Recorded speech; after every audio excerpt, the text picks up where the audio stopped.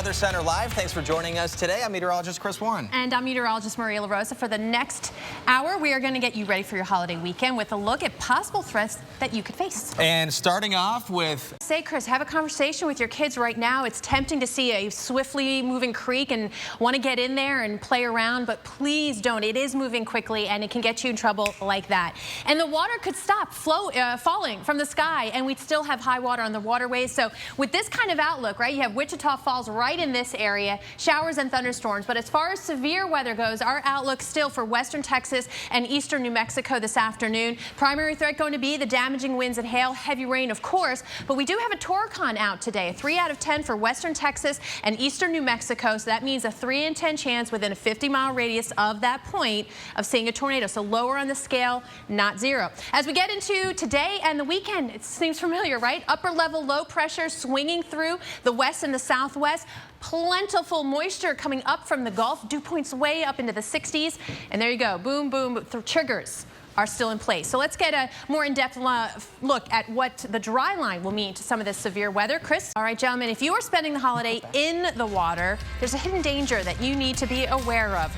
Rip currents. So, all right, this is Weather Center Live, and we are here trying to keep you safe this holiday weekend. For a lot of people, it's going to be their first time heading to the beach. Right. And you do need to be refreshed on what a rip current is and how to deal with it. That's what we want to do. We want to get everyone prepared. We don't want to alarm everybody, but it's time to be alert and think about things before you're in that situation. And rip currents is a great example of that because you don't need raging crazy weather to have rip currents. They can form any time of day during the year, any time of year. But what you're looking for are these channels of uninterrupted water here. And this picture shows it beautifully. And this is it's a little counterintuitive because you look at the beach and you're seeing the waves coming in. But at times what will happen is the water will collect and there will be channels of return flow that aren't as obvious as the waves coming in, but what it is you look for where the waves look weaker or where they're not present because that's the water cutting an alley back. Exactly, and that's enough to pull you out and can be very scary. If you try and swim back to shore right against that current, you're going to get tired, and that's when people get into trouble. So you want to swim parallel. I know,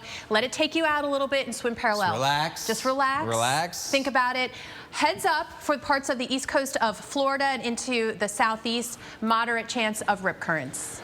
And there's going to be a lot of people on the water, in the water, and the U.S. Coast Guard is getting ready. They are. And Reagan Medji is in Jersey City to tell us how the Coast Guard is going to help keep us safe. And I got to say, Reagan, let's make their job pretty easy. Let's pay attention to the conditions. And you come here for the forecast, and that's what we're going to look at right now. The thunderstorm forecast for the first full day of the holiday weekend. Yeah, so we're thinking tomorrow, you're hitting the road. We're going to pick one of the interstates that's kind of going to be in the thick of it with the storms, severe weather potential. I-35, one of them, 44 as well. So yeah, your threat is all day. You brought up a great point. You try and keep a good distance, and someone's always sneaking in. Just be cool. Let everyone have plenty of distance, because a city like Oklahoma City, you're heading up 35 in and out of the heavy rainfall. And do the math, too. Going an extra 5 or 10 miles an hour, how much time is it really going to save you? Right. And then if you get in an accident, that's going to slow you down. If you get pulled over by the police because you're speeding, your whole time profit margin is out the window. We just made your weekend better, hopefully, right? Giving you a heads up. Wichita, too, you've been through a lot with the weather last few weeks, but flash flooding is possible, that rain heavy at times, so make sure your windshield wipers are in good order. One of those little things that sometimes you don't think about. And, you know, you can...